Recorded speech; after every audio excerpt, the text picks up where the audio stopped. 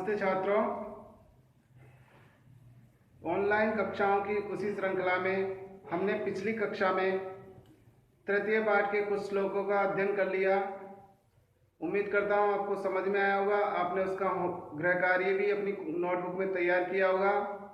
उसी श्रृंखला को आगे बढ़ाते हुए हम उसके आगे के श्लोकों का अध्ययन कर रहे हैं। देखिए, उसी श्रृंखला में हम 8वें नंबर का श्लोक पढ़ रहे हैं, जिसका उच्चारण देखिए।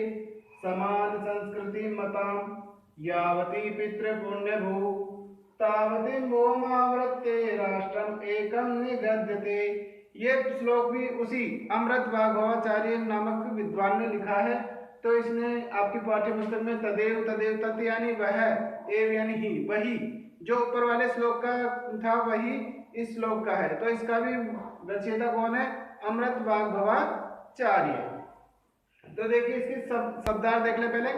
समान संस्कृति मता, समान संस्कृति मता मतलब समान संस्कृति वाली, समान संस्कृति के लोगों से युक्त, समान विचारधारा वाले लोगों से युक्त। यावती यानी जहां तक, पितृ यानी पूर्वजों की, पुण्य यानी पावन भूमि है, पवित्र भूमि है, तावती उतनी, भुवम भूमि को, आवृत्ते मिलाकर, एकम राष्ट्रम एक राष्ट्र, निगद्यते कहा जाता है।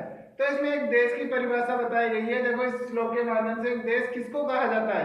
तो अमृत भागवताचार्य इस श्लोक के माध्यम से बता रहे हैं कि समान विचारधारा वाले लोग, ठीक है, समान विचारधारा वाले लोगों की जितनी पूर्वजों की पवित्र भूमि है, समान विचारधारा वाले लोगों की जितनी पूर्वजों की पवित्र भूमि है, उतनी भूमि को मिलाकर, उतनी भूमि को मिलाकर एक देश कहा जाता है।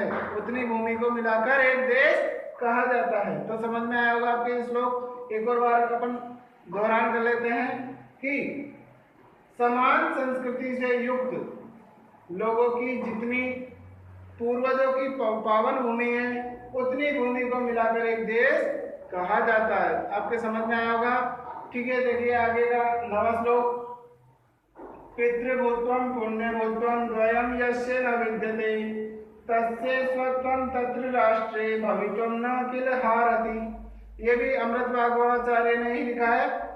देखिए, पितृभूमि पूर्वजों की भूमि का भाव कि ये देश व्यक्ति के भावों के प्रति बताया कि जिस व्यक्ति में अब भूमि के प्रति किसी प्रकार का भाव ही नहीं है, तो उस व्यक्ति को उस देश में रहने का भी अधिकार नहीं है। इस श्लोक के माध्यम से यही बताया जा रहा है। देखिए किस तरह से होता है। पितृभूत्वम यानी पूर्वजों की भूमि होने का भाव, पुण्यभूत्वम और पवित्र भूमि होने का भाव, पवित्र भूमि होने का भाव, द्वयम दोनों, यश यानी जिसके, न यानी नहीं, विद्यते यानी होते हैं, विद्यमान होते हैं।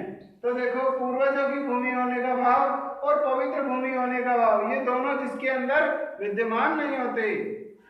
देखिए, पूर्वजों की भूमि होने का भाव और पवित्र भूमि होने का भाव, ये दोनों भाव जिसके अंदर विद्यमान नहीं है, तस्से उसका स्वत्वम स्वामित्व या अधिकार, तत्र राष्ट्र उस देश में, भवितुम यानी हो, न यानी नहीं, किल्लार्थ यानी संभव होना। तो देखिए, उसका उस राष्ट्र में अधिकार होना संभव नहीं हो सकता। उसका उस राष्ट्र में या उस देश में अधिकार होना या स्वामित्व होना संभव नहीं हो सकता।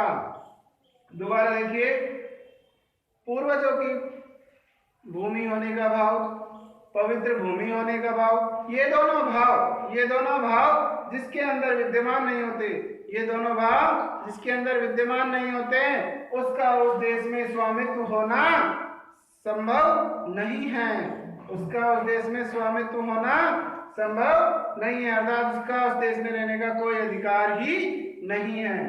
चलो आगे देखिए, इसमें देशवासियों का देश के प्रति क्या योगदान होता है। देखिए, उसी को समझाते हुए उन्होंने, अमृत भागवताचार्य जी ने ही ये भी श्लोक लिखा है।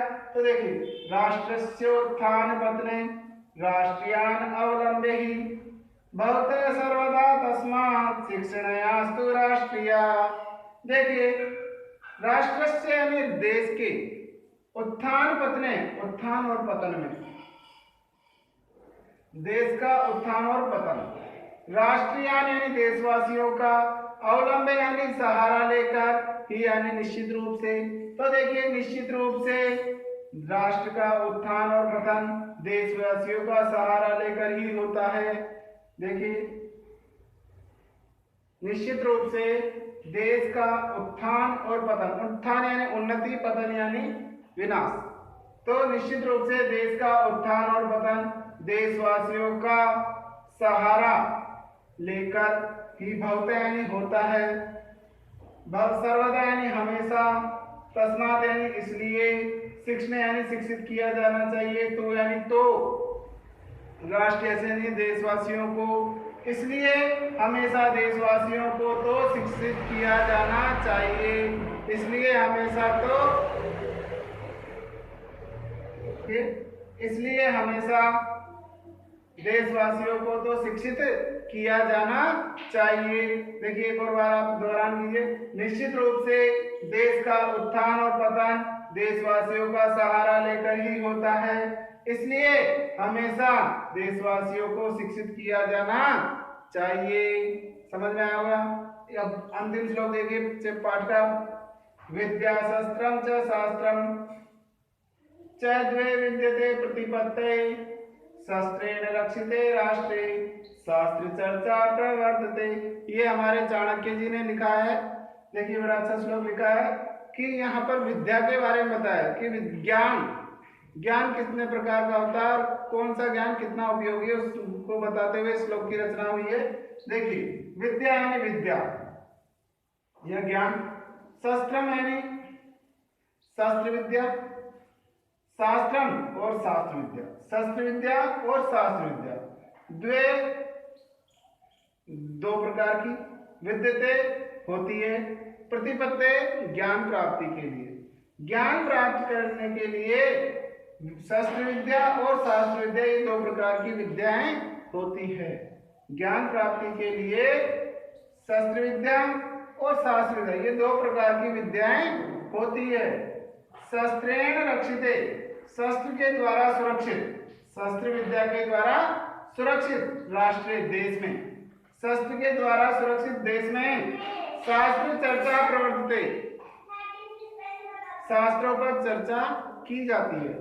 शस्त्रेण सुरक्षित राष्ट्र, शस्त्र विद्या द्वारा सुरक्षित देश में शास्त्रों पर चर्चा की जाती है। अर्थात कहने का मतलब यह है जब देश सुरक्षित होगा तभी उसमें ज्ञान और धर्म की बातें की जा सकती है। अगर देश ही असुरक्षित है तो वहां पर कोई ज्ञान की बातें नहीं हो पाएगी। इसलिए सबसे पहले देश को सुरक्षित करना है, उसके बाद शिक्षित है।